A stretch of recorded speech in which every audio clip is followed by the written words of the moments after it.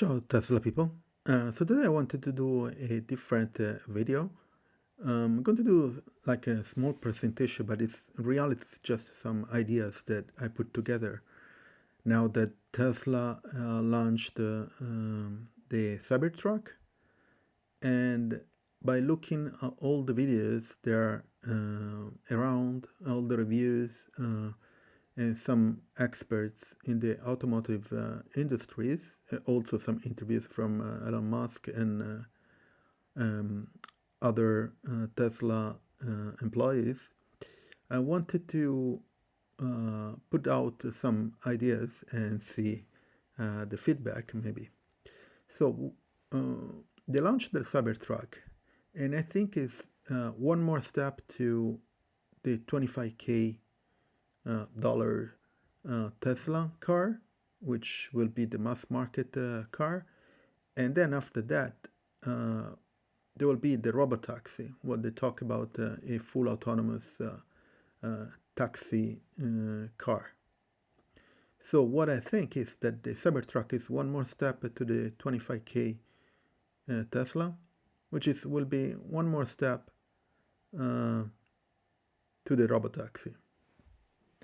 And I'm going to explain what I think and why it should be like that from all the information that we have until now.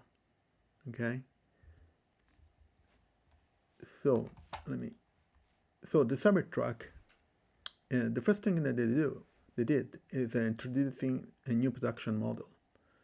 And what I mean is by the production line. So I was looking at the video of someone explaining that this production line is actually 90% new, which means that the production systems and processes that they have in place are very different from other ones that they already have for other models.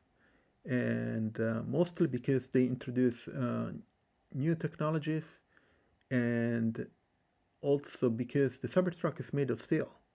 And so they had to literally invent a new steel alloy, and also in the production line they have to most likely invent some new processes to do the production. They also add the 800 volts battery, which means that they can charge the Cybertruck at a higher power speed. And actually, it's interesting that this battery, the Thunderbolt architecture, is split in two batteries of 400 volt each. And if you think about it, it's because if you stop at the Supercharger, which is not the V4, the other ones, they support up to 400 volts, which means that they had to invent a new system in the Cybertruck battery so that it could charge at 400 volts. And actually looks like that this system split the Cybertruck battery in two parallel batteries, so you can charge at 400 volts. And then when you stop at the version 4 Supercharger, which is the Thunderbolt architecture, you can charge at 800 volts, which I think is the speed is up to 350 kilowatts, if I remember correctly. So that's a very interesting innovation, which is not new because other manufacturers have it, but it's interesting how they approach it.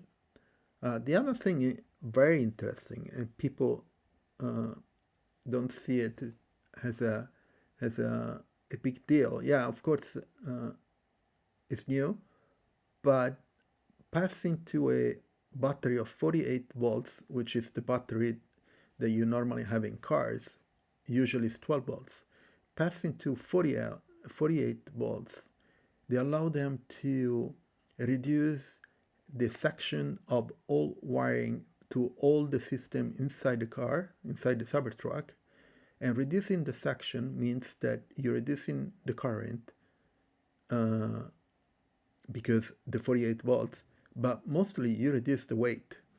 And there are lots of wires inside a car.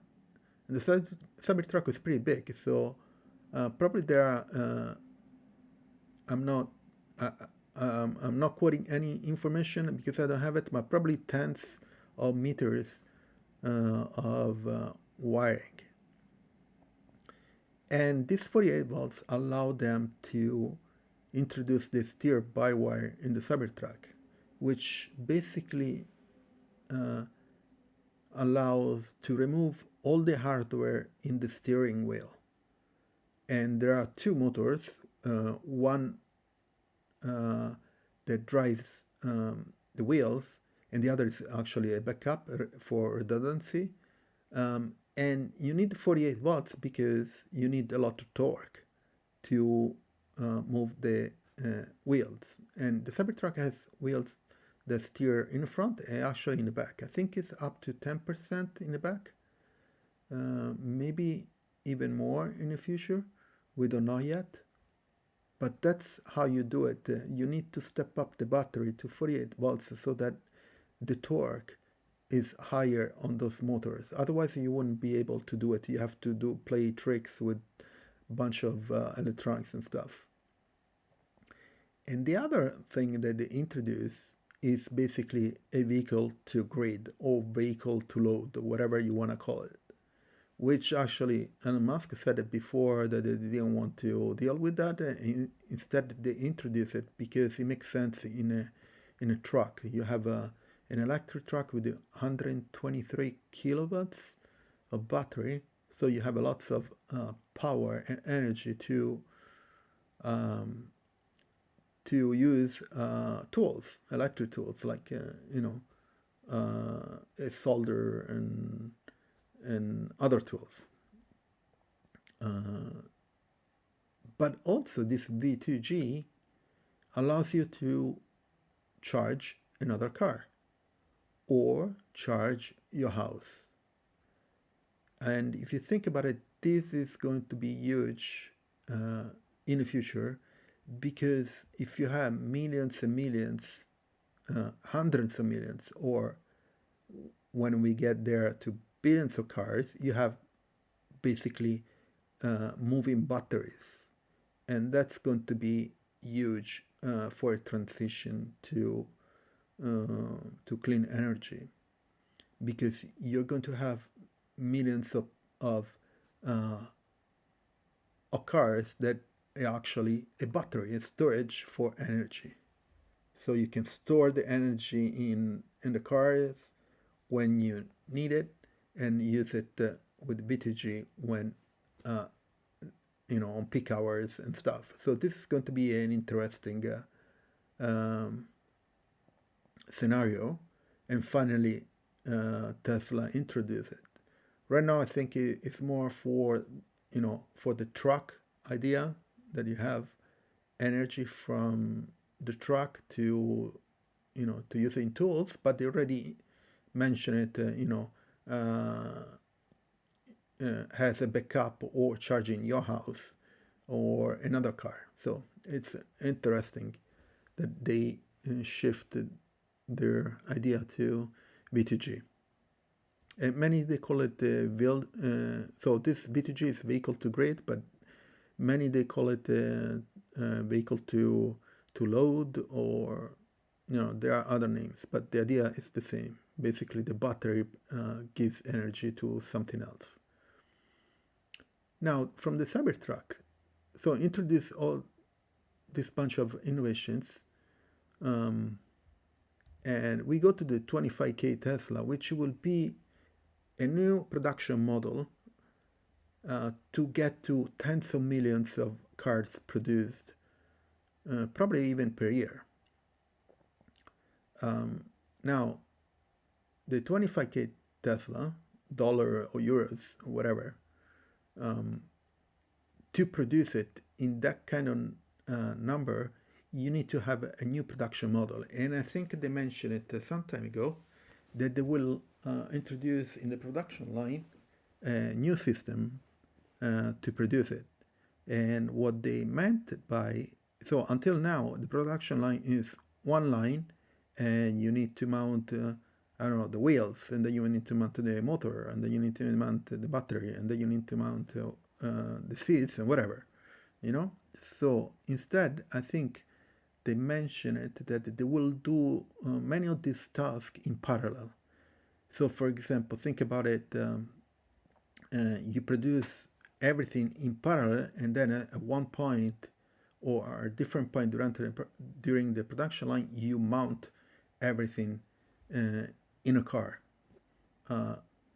What does it do? This is to increase the throughput of the production line. So the number of cars that you can produce will be much higher because everything is produced and installed in parallel, which is interesting. Also, one thing that the critics of the Cybertruck were the miles that the battery will last. And I think the maximum there was 340, 340 miles. And they promised 5 years ago they were up to 500 miles.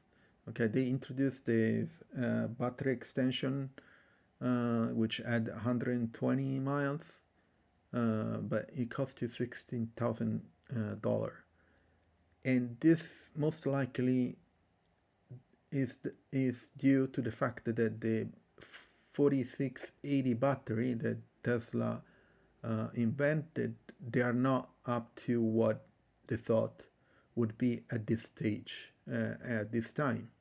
So I'm sure that we will see more improvements in these batteries in the coming years. And they are necessary for the 25K because these batteries increase the mileage, but also reduce the cost, which is required to have a 25K. So also, is the 800 volt will be available for the 25K? Well, that depends how much does it cost and the battery strategy that they will have. If this car, the 25K car, they see to have to do, a charging speed, higher charging speed for this in the time, that depends on what stage the battery will be. Also, will I have a 48 volts? I think so, because the point for a smaller car is to reduce weight for sure, so that the battery doesn't suffer. You don't have a very low mileage on the battery, which means people don't want to buy it. So they introduced this new 48 volts. So I'm sure that they will use it in the 25K Tesla. Reduce weight and cost. Will I have a steer-by-wire? I think so, because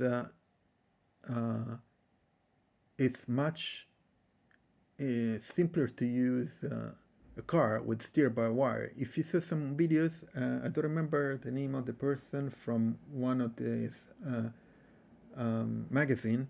They had the car for some time, and the steering of the Cybertruck is incredible. You don't have to cross the arms, because with 170 degrees you basically do a U-turn.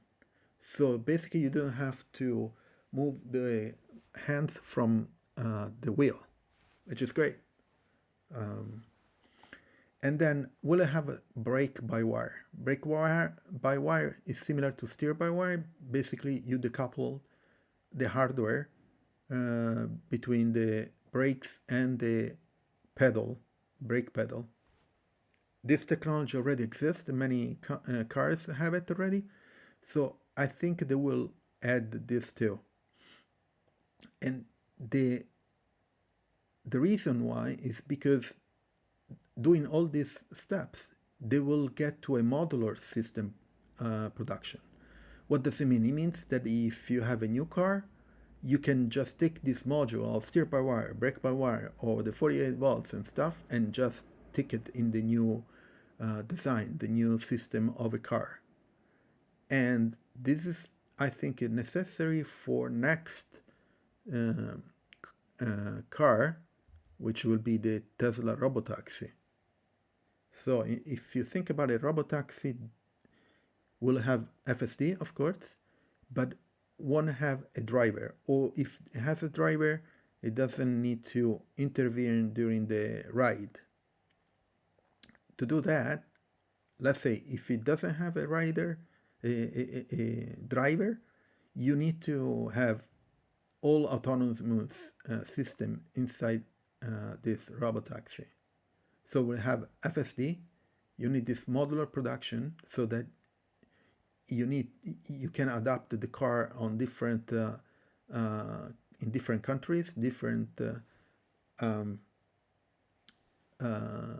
you say legislations and stuff, and like that. Also, you can do it like that. You can have left or right drive without doing too much work on the production line, because you already have a steer by wire and brake by wire, and you just need to make a more symmetric chassis, let's say, to do it. And also, what I think, it must have wireless charging. And the reason for this is because, think about it. You are in a robotaxi and you get out, but robotaxi needs to charge. Instead of going back to the company or whatever, the taxi service, to do charging, it stops by itself to a supercharger, but there is nobody to use a wire to charge the cable. So you need to have a wireless charging, and probably this is going to be next solution or innovation that they will release. Not sure this is going for the robotaxi is for sure needed. Not sure how people think about this, but I think it's necessary. I'm not sure if there will be a wireless charging in the 25K, but I doubt it, because cost reduction. Maybe they figure out some way to have it at low cost. You are at home, you put in your garage or your parking space this platform to do a wireless charging, and you're done. You don't have to use cables and stuff. Maybe you install it on a ground somewhere, maybe in a parking lot, or if you're a business, you just have that, and you don't have to have cables and stuff flying around and all that mess. But for the 25K, I don't think it. I'm in doubt, because it will need to reduce the cost to make it. But for the robotaxi, for sure. So these are my ideas that I got from all these few days that the Cybertruck got released, and I'm looking forward to see it. Here in Italy, in Europe, there won't be a Cybertruck anytime soon. I think they're working on it, the legality, if you can go around and stuff. I'm pretty sure you will, because, we have trucks here in Europe too, and we have vans. So there should be a problem for the size, maybe the weight, but what I noticed, that you can drive it with a B license, which is a car for cars, because the weight is lower than, I don't remember if it was 3.5 tons or something like that. Anyway, depends from country to country. So these are my thoughts. Hopefully hopefully, if you watch this video, you can make a comment and let me know what you think. Maybe I'm wrong, maybe I got something, maybe there are some other things that I didn't thought about it. So please leave a comment in the comment section. Subscribe to the channel, share it, turn on notification, put a like, and I'll see you next video. Ciao Tesla people.